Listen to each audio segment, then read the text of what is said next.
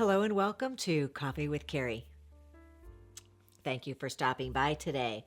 I will be doing a full-length, very in-depth episode on this topic in general. It's about scamming, date scamming, romance scams, catfishing, people taking advantage of other people in romantic relationships that are not real, and people losing time, attention, money, being heartbroken.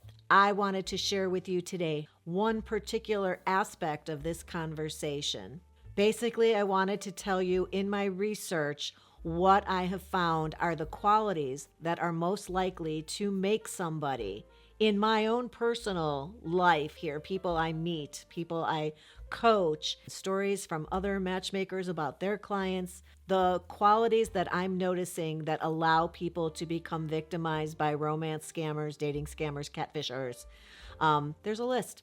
And I thought it could be helpful if you know somebody who this is happening to, and I'm kind of describing them. You might be on the lookout if they're dating somebody that you don't feel is real, or if they're just starting to use dating apps or dating websites. You might want to warn them about this, especially if these are personality traits you feel they may have.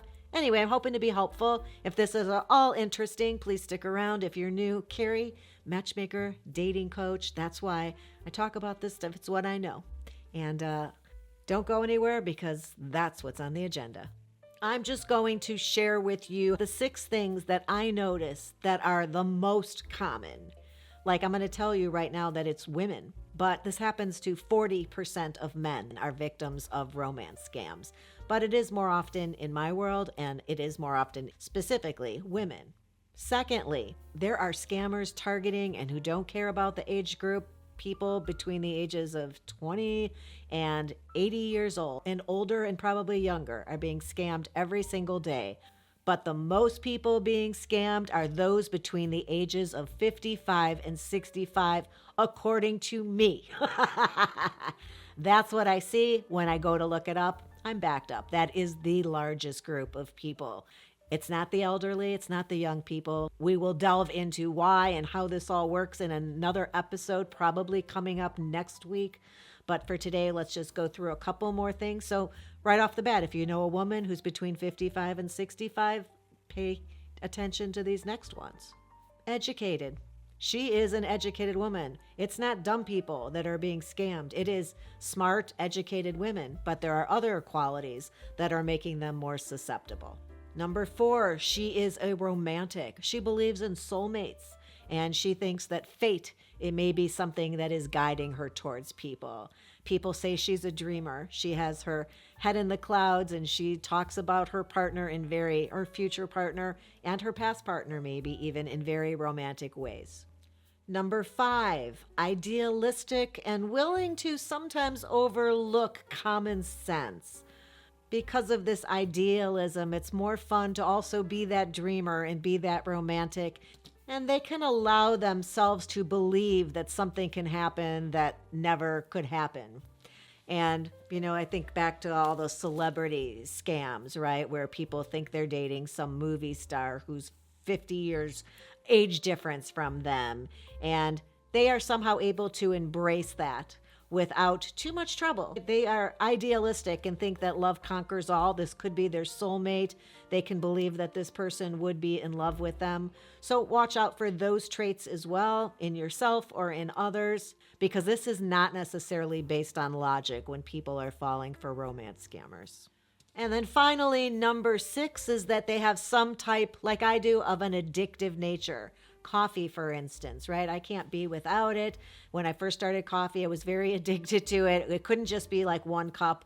I was drinking 2 cups in the morning and then espresso in the afternoon and 2 cups after dinner. What things that I enjoy and that I do them big and I do them often. So if somebody has that type of a tendency, an addictive personality, and it could just be they're addicted to reading. It doesn't have to be substance abuse or anything like that causes problems. But sometimes it does cause problems.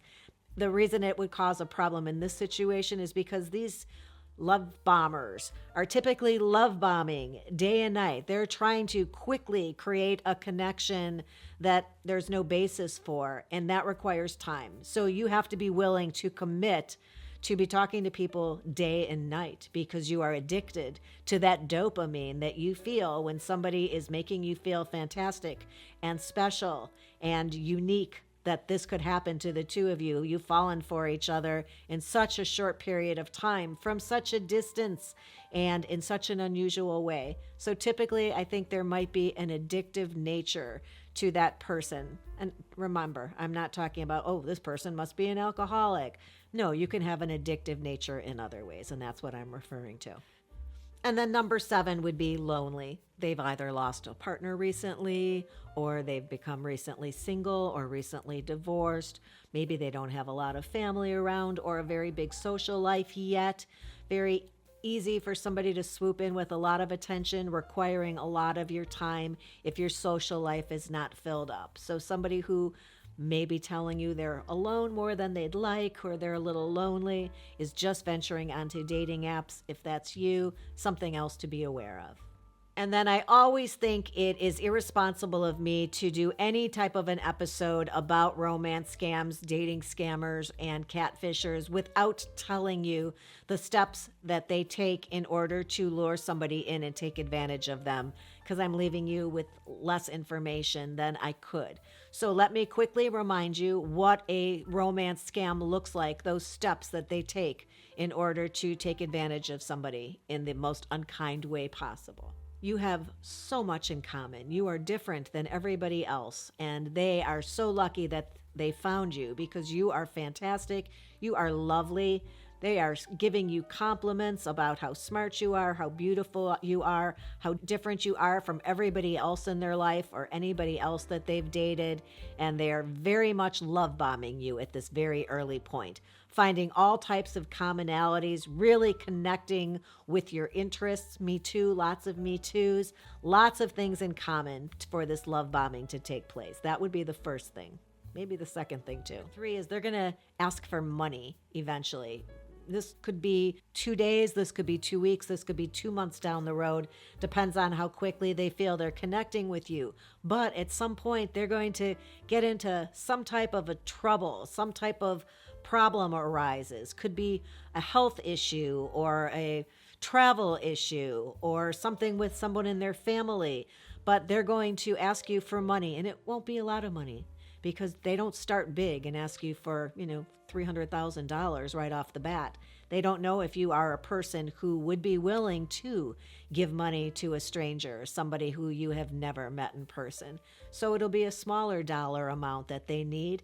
And if you are amenable and you send them money, that will not be the last request for money that you receive from them. Finally, as time goes on, more and more things happen. Inconveniences, problems, catastrophes, the most fantastical stories with this person. There's always drama. And isn't that interesting that this drama is constantly got you on edge and off kilter because you've never heard of anything this crazy happening to a person. What? They lost their passport, or then this happened on top of that. Now they're being held in jail, and their daughter is in the hospital, and their mother needs surgery.